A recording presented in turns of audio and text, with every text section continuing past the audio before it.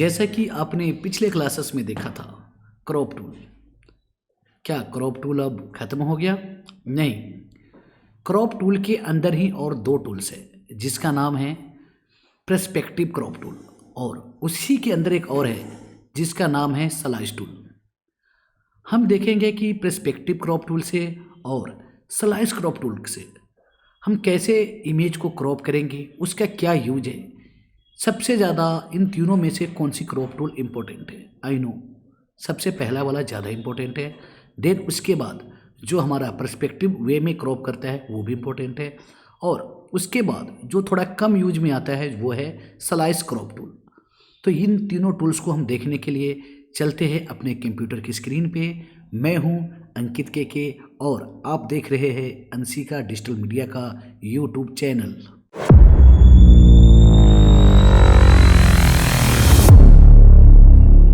Okay, सो मैं अब आ चुका हूं अपने कंप्यूटर की स्क्रीन पे। जैसा कि हम देख पा रहे हैं, हम कोई सा भी ये इमेज को ओपन कर लेते हैं। ओपन करने के बाद जैसा कि हमारा ये 3 इमेज ओपन हो गया है, अब हमें करना क्या है देखते हैं। जैसे कि ये इमेज है, ये इमेज है, ये इमेज है, कौन सी इमेज पे हमारा जो पर्सपेक्टिव टूल्स रहेगा कितने बेटर काम करेगा। मैं ले लेता हूँ perspective crop tools, short command है C। हमने कल वाली वीडियो में ये देखा था क्रॉप टूल्स, और आज वाली वीडियो में देखूंगा पर्सपेक्टिव क्रॉप टूल। मैंने पर्सपेक्टिव क्रॉप टूल ले लिया है। बेसिकली क्या यूज है पर्सपेक्टिव क्रॉप टूल्स की वो हम देखेंगे। जैसा कि ऑलरेडी हमारे स्क्रीन पे एक ओपन है, हमारे फोटोशॉप में एक डॉक्यूमेंट ओपन है जो एक बुक की मोकअप फाइल है।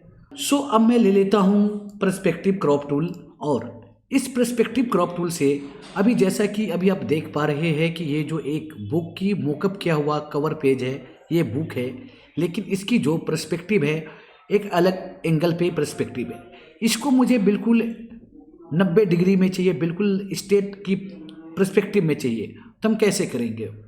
हम इस तरीके से क्रॉप टूल ले लेते हैं और इसको मैं यहाँ पे कर दूँगा, इसको मैं यहाँ पे कर दूँगा, और इसको मैं यहाँ पे कर देता हूँ, और इसको मैं यहाँ पे कर देता हूँ। ओके, फिर उसके बाद मैं क्या करूँगा, यहाँ पे इस क्लिक पे क्लिक करूँगा, ओके पे, और मैं अप्लाई कर दूँगा। जैसा कि आप देख पा रहे थे ये हमारा एक अलग पर्सपेक्टिव वे में था, अब बिल्कुल इसको हमने फ्रंट इमेज की तरह हमने बना लिया। तो ये हमारा बेसिकली पर्सपेक्टिव वे में काम करता है, जो हमारा पर्सपेक्टिव क्रॉप टूल होता है। दूसरा जो हमारा टूल्स है वो टूल्स है स्लाइस टूल। लेकिन स्लाइस टूल ये है, स्लाइस टूल्स को यूज करने से पहले मैं पर्सपेक्टिव टूल का यूज एक बार और करके देखता हूँ। जैसे कि यहाँ पे आप पर्सपेक्टिव अपने अकॉर्डिंग सेट भी कर सकते हैं। मैंने यहाँ पे कर दिया 1080 और 1080, और मैं यहाँ पे रेजोल्यूशन 300 कर देता हूँ, और मैं यहाँ पे पर्सपेक्टिव ड्रॉ करता हूँ। मैंने यहाँ पे कर दिया, मैंने यहाँ पे कर दिया, बिल्कुल कॉर्नर टू कॉर्नर मैं स्नैप कर देता हूँ अपने इस इमेज को। अब मैं इंटर अप्लाई करूँगा तो देखना कि ये जो पर्सपेक्टिव की जो हमारी फाइनल आउटपुट आएगा, जो हमने साइज यहाँ पे 1080 पिक्सल किया है, इस वाले साइज में इसका फाइनल आउटपुट आ जाएगा। मैंने इंटर मारा, देखो अब हमारा इस 1080 के फॉर्मेट में फाइनली आ गई। तो इस तरीके से हम पर्सपेक्टिव टूल्स को, जैसे कि कैसा भी आपका एंगल रहता है, टेढ़े मेढ़े एंगल होता है, उस एंगल से बिल्कुल आप सीधे एंगल में लाना चाहते हैं इमेज को, तो आप पर्सपेक्टिव टूल को यूज करके आप कर सकते हैं। ओके, सो पर्सपेक्टिव टूल का थोड़ा सा और मैं समझाने के लिए एक रियल इमेज लेकर के करना चाहूँगा। मैं डेस्कटॉप पे गया, डेस्कटॉप से मैं कोई सा भी एक रियल इमेज ले लेता हूँ किसी इंसान का। मैंने ये इमेज ले लेता हूँ। ओके, सो मैंने ये इमेज ले लिया। अब मैं यहाँ पे पर्सपेक्टिव करूँगा तो देखना कैसे काम करेगा। मैंने यहाँ पे रखा, इस एंगल को बिल्कुल ऐसे चिपका दिया, और इस एंगल को भी हमने इस तरीके से चिपका दिया। मैंने इस तरीके से ओपन कर दिया, और मैंने इस तरीके से ओपन कर दिया, और मैं इंटर मार के अप्लाई करता हूँ। तो देखो, तो पर्सपेक्टिव टूल से किस तरीके से एक इमेज बन गई। हुआ क्या कि हमने यहाँ पे बिल्कुल इस तरीके से किया था, इस तरीके से हमने किया था, मैंने इस तरीके से किया था। तो जो इतना पार्ट, जो इतना एरिया था, उसको बिल्कुल एक रेशियो में कर दिया, और नीचे वाले रेशियो को ज़्यादा फैला दिया। उस वजह से इस तरीके से हमारा काम करता है। तो मैं उम्मीद करता हूँ कि आपको पर्सपेक्टिव टूल समझ में आया होगा। अगर आपको पर्सपेक्टिव टूल समझ में नहीं आया है तो आप हमसे कमेंट करके भी पूछ सकते हैं। पर्सपेक्टिव टूल के बाद अब हम चलते हैं दूसरे टूल की तरफ, जो क्रॉप टूल्स में ही आता है, जिसका यूज बहुत ही कम होता है, जिसका नाम है स्लाइस टूल। अब हम देखते हैं स्लाइस टूल का क्या यूज है, कैसे हमें यूज करना चाहिए। मैं स्लाइस टूल यूज करने के से पहले मैं यहाँ पे कंट्रोल जेड करके अंडू कर दिया। जो हमारा रियल इमेज था बिल्कुल हमने रियल इमेज बना दिया है। अब मैंने ले लेता हूँ फिर से स्लाइस टूल। स्लाइस टूल में देखोगे तो दो टूल्स है, एक स्लाइस टूल्स है और एक है slice selection. Basically slice tool का यूज कब होता है, किसके लिए है, मतलब कि कौन सी इंडस्ट्री में स्लाइस टूल का यूज सबसे ज़्यादा होता है। बेसिकली स्लाइस टूल का जो यूज होता है वो आउटडोर बैनर बनता है, वो लोग भी करता है कि जैसे बड़े बड़े होर्डिंग बनता है। जैसे कि आप एक रफ आइडिया ये मान के चलो, एक बैनर है जिसकी विड्थ है 50 फीट और उसकी हाइट है 20 फीट। देखो 50 फीट कितना बड़ा हो जाता है और 20 फीट भी कितना काफ़ी बड़ा हो जाता है। तो ये चीज़ें प्रिंट कैसे होगा, इसको प्रिंट करना काफ़ी टफ हो जाएगा।